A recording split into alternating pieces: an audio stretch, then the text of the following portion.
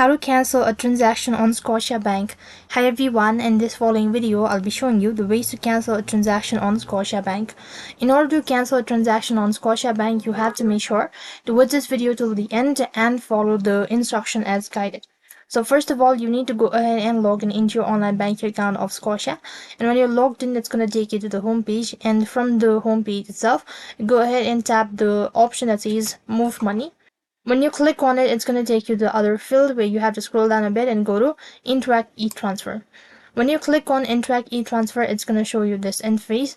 So here you need to go ahead and select the Manage button. Once you click on Manage, then you can go ahead and select the pending transaction that you wish to cancel. And if you're sure about it, scroll down a bit and go to Cancel Transaction. And once again, for the confirmation, click the arrow icon and then select the way of depositing the money. And if you're sure about it, then click on Slide to Deposit and confirm your cancellation. So that is how you can cancel a transaction on Scotiabank. That is all for this video. I hope the video was helpful.